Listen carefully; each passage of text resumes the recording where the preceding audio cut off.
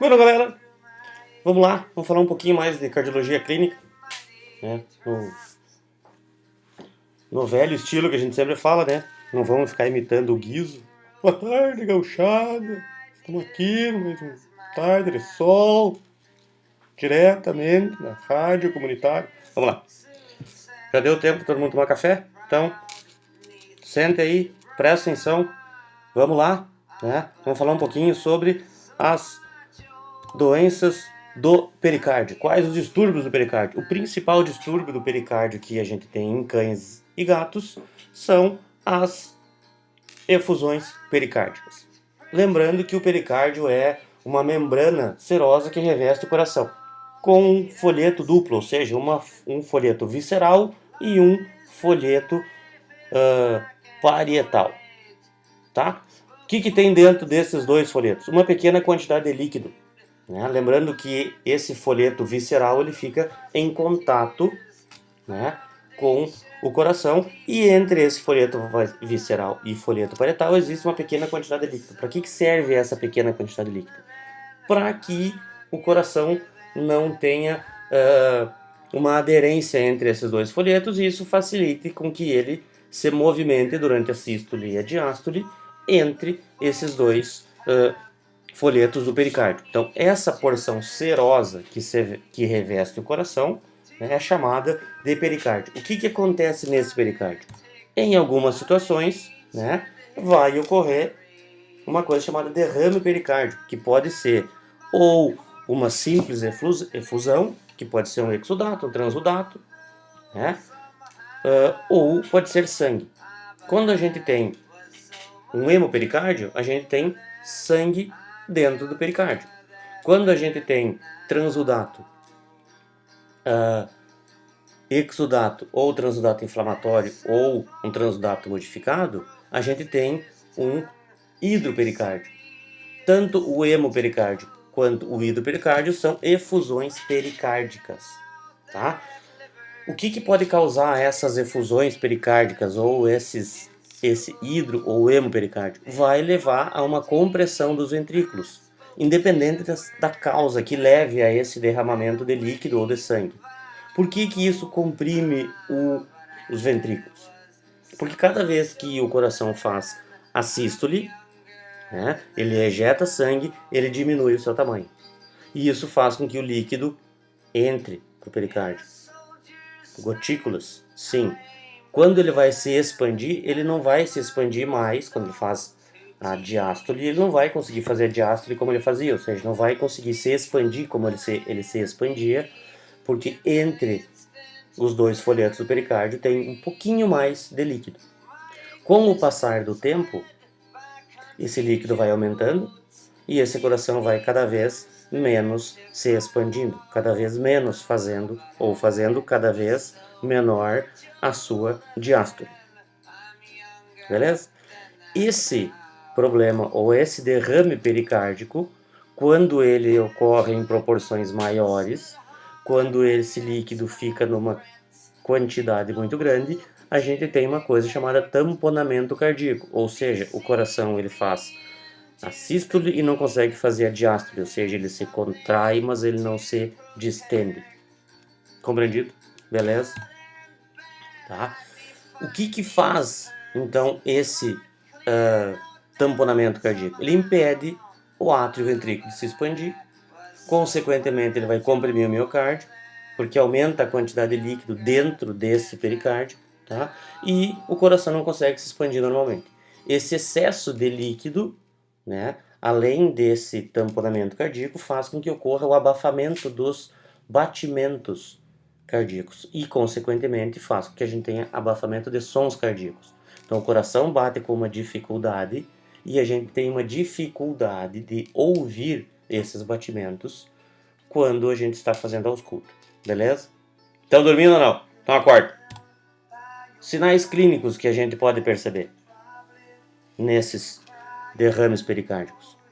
Em função da diminuição do batimento cardíaco, a gente pode ter ascite, porque esse coração ele não consegue se expandir, não consegue fazer a diástole para se encher de sangue, consequentemente vai acumular, vai represar sangue do coração direito para o fígado e para os órgãos do sistema orgânico na grande circulação, e do coração esquerdo, do lado esquerdo, vai ocorrer represamento de sangue para o pulmão, então vai levar a um edema pulmonar, tá? Consequentemente, tá? Então a gente vai ter um quadro de azotemia, por quê? Porque o sangue não consegue ser ejetado do coração, não consegue perfundir o rim da maneira adequada, ou seja, ele pode até perfundir, mas não vai haver filtração, né? Então lá no semestre que vem, quando a gente falar do aparelho renal, a gente vai falar que perfusão é diferente de filtração. Eu posso ter perfusão, ou seja, passagem de sangue, mas não ter pressão arterial suficiente para que ocorra filtração desse sangue. Então, por causa disso, eu posso ter uma azotemia, ou seja, aumento dos compostos nitrogenados no sangue, por uma baixa no fluxo renal, uma baixa da filtração renal. Tá? A gente vai ter ainda um pulso arterial diminuído, por quê? Porque não está saindo sangue do coração. O sangue não entra no coração, então ele também não sai. Com isso, a pressão arterial vai ser diminuída. Consequentemente, a pressão venosa vai ser maior.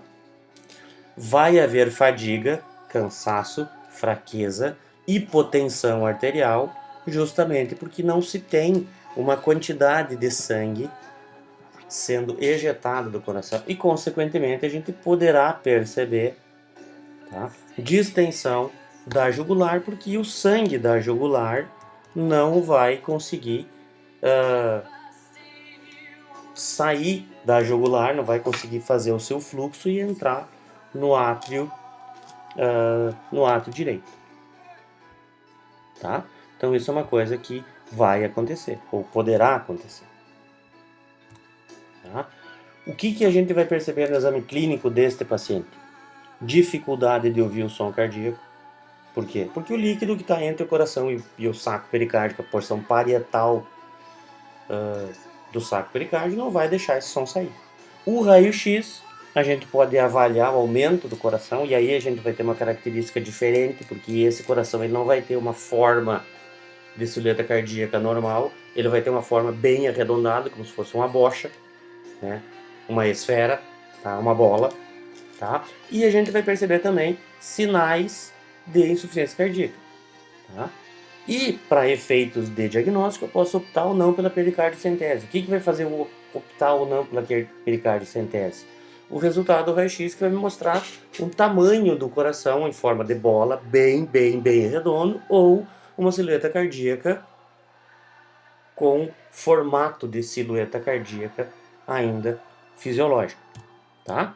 Então olha aqui, ó, o que acontece? Quando se detecta um derrame cardíaco, você faz punção ou você faz cirurgia, tá? Mas para eu detectar esse derrame cardíaco, o que eu posso fazer?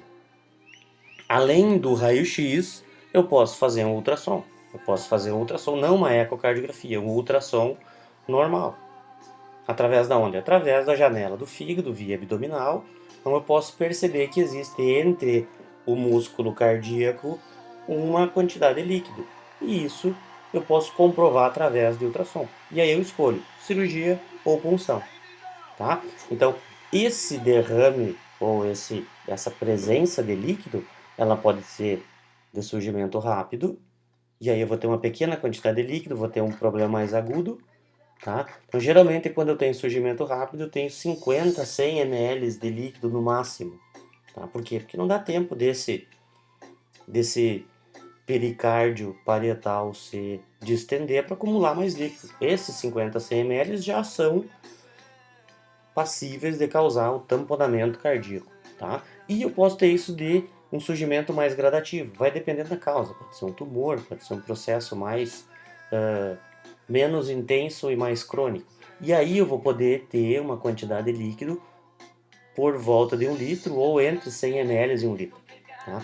Por que nesse surgimento gradativo eu vou ter uma quantidade maior de líquido? Porque no surgimento gradativo, gradual, devagarinho, né? O que vai acontecer?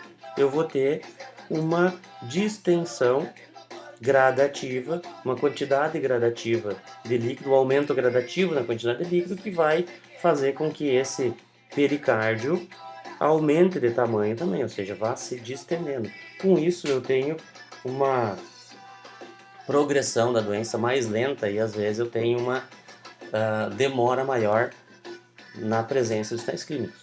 Então, só lembrando o que a gente falou no comecinho, né? Quais os tipos de derrames pericárdicos que a gente pode ter? Séptico, ou seja, um exudato, pode ser um exudato inflamatório infeccioso ou não infeccioso. Eu posso ter um transudato, que pode ser transudato puro modificado, e eu posso ter um hemopericárdio.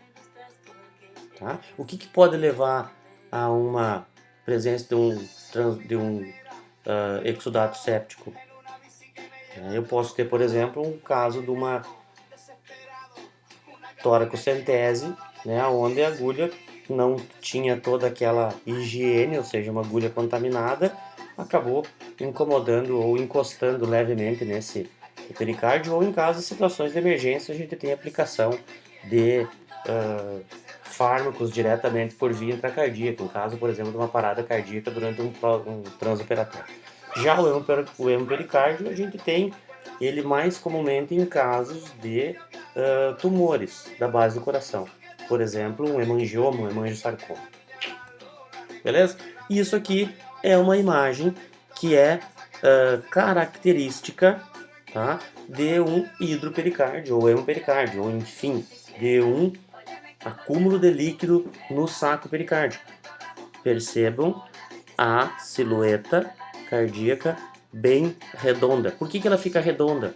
Porque o líquido aqui ele vai fazer pressão igual por todos os lados, então a silhueta vai ficar redonda, ela não vai ficar naquela forma de coração.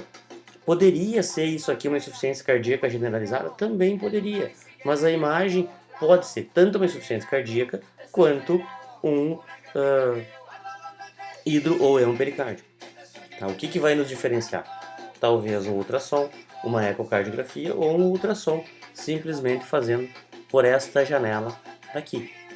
Tá? Ou, nesse caso, onde está encostado, né, o coração encostado na parede torácica, eu posso colocar o transdutor aqui e eu vou ver se tem músculo cardíaco até a parede ou se tem presença de líquido. Se tem líquido, fecha o diagnóstico de distúrbio do pericárdio, hemopericárdio ou hidropericárdio. Faço punção e aí eu vou ver que líquido saiu. E mesmo assim, sabendo que tem líquido, não basta, eu preciso saber de onde vem esse líquido. Então eu preciso ver se existe um quadro de insuficiência cardíaca ou se existe um quadro de a presença de algum tumor, por exemplo. Tá? Onde eu faço a pericardiocentese? Entre quarto e sexto espaço. Tá? E, importantíssimo, identificação e remoção da causa. Tá? Aonde eu faço a pericardiocentese? Lado direito. Quais os cuidados na pericardiocentese? Tricotomia, antisepsia com álcool e iodoálcool e utilização de material esterilizado, sempre. Tá? Eu posso fazer também, em vez da pericardiocentese, a pericardiotomia. Vai depender do quê? É um processo gradativo, é um processo mais agudo. Se for um processo mais agudo, eu posso induzir esse animal anestesicamente, né? E faço uma toracotomia e faço uma pequena incisão em forma de L nesse pericárdio. O que vai acontecer? É melhor eu ter líquido dentro da cavidade torácica, onde é facilmente retirado por toracocentese, do que eu correr o risco de deixar esse líquido se acumular dentro do pericárdio e fazer o tamponamento cardíaco.